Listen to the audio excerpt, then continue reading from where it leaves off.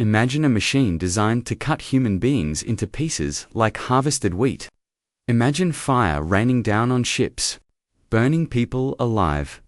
These words do not belong to a tyrant, a warlord, or a psychopath. They belong to the same man who painted the calmest smile in human history, Leonardo da Vinci. The world remembers him as an artist, a peaceful genius, a symbol of beauty and intellect.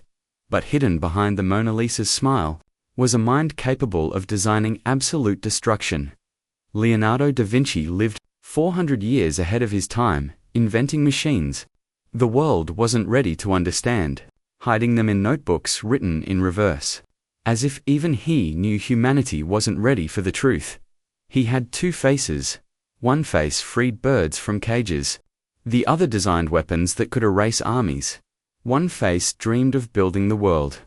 The other imagined watching it burn. So who was Leonardo da Vinci?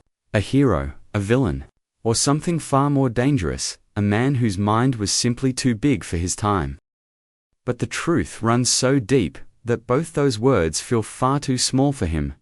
In the previous episode of this series, you saw how, at the age of 24, Leonardo was accused of homosexual intercourse with a 17-year-old boy, and how his entire life flipped upside down. Society's disgust, suspicion, and humiliation shattered him. He locked himself inside his room for 4 years. Those 4 years would change his life forever. Because in the darkness where most people break, Leonardo's personal notebooks were born. Page after page, a new eye, a new perspective, a way of thinking that didn't just look at the world, but read its hidden code. Leonardo's psychological thinking was emerging. Today, in part 2, we enter the phase where a disgraced Leonardo's mind moves away from art and into war and power. If you haven't seen part 1, watch that first. By 1482, Florence had become a cage for Leonardo. Suffocation, lack of money, and dead dignity pushed him to take a step that would change his life and character forever. He wrote a letter to Duke Ludovicos asking to be called to Milan. But in this letter, Leonardo didn't describe himself as an artist. He wrote, "I can build weapons. I am a war engineer." This is a real letter translated into English. And what more could a duke want?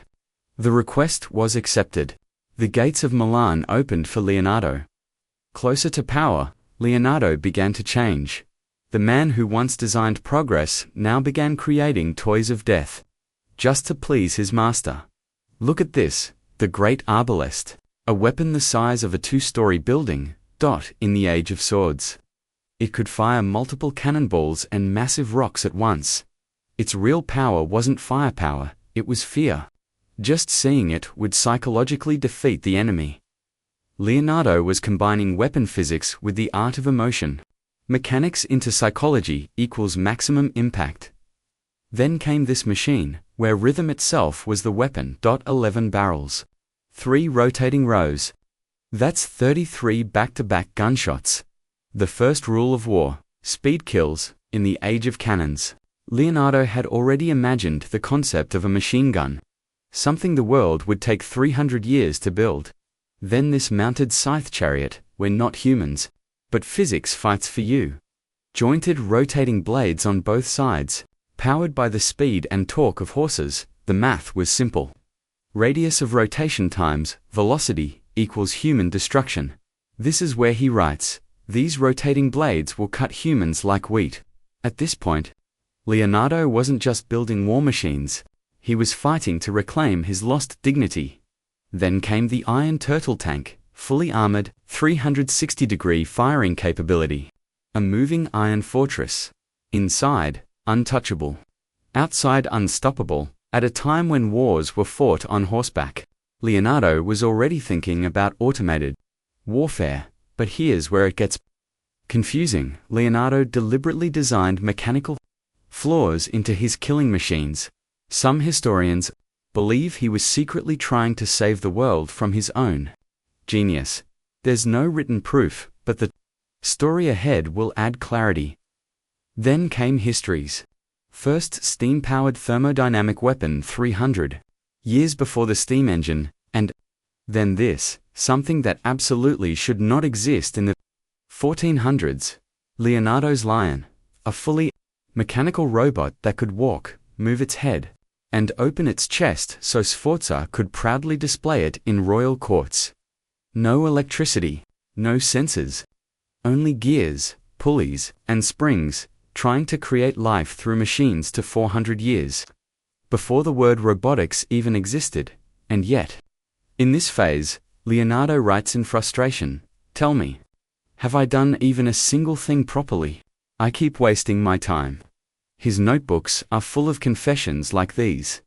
The truth was, Leonardo was fighting 2 wars every day, one with the world, and the biggest one, with himself. He struggled his entire life with a problem that would make him call himself a failure at the end. But the fight continued. For Leonardo, land was not enough. He wanted the sky.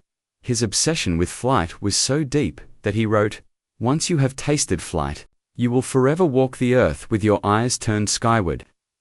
The problem was, at first, Leonardo made the same mistake everyone makes.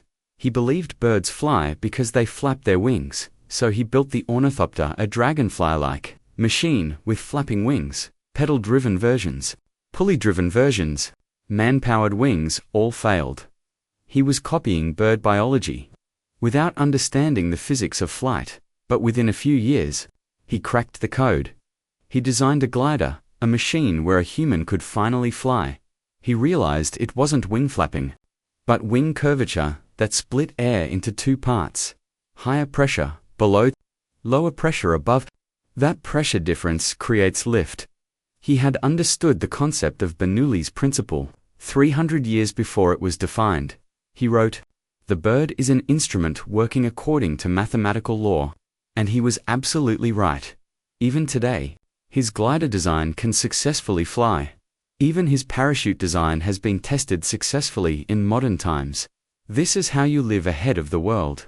So far ahead that by the time people understand you, your designs have already become the future. Leonardo didn't just imagine the future, he predicted it. When Leonardo da Vinci died on May 2, 1519, at the age of 67, the world did not stop. No revolution followed. No scientific awakening began. He died believing he had failed. In his final writings, Leonardo left behind words that are almost painful to read. "I have offended God and mankind by not working as I should." A man who had unlocked the secrets of anatomy, physics, flight, fluid dynamics, and human emotion believed he had done nothing. That is Leonardo's greatest tragedy. Not that the world failed to understand him, but that he never understood his own value. Centuries later, when his notebooks were finally opened, scientists were stunned. Modern cardiology confirmed his theories. MRI scans validated his observations. Engineers realized he had imagined machines centuries before they became possible. Only then did the world understand. Leonardo da Vinci was not just an artist. He was not just a scientist. He was not just an inventor. He was a mind operating at a frequency humanity would not reach for another 400 years.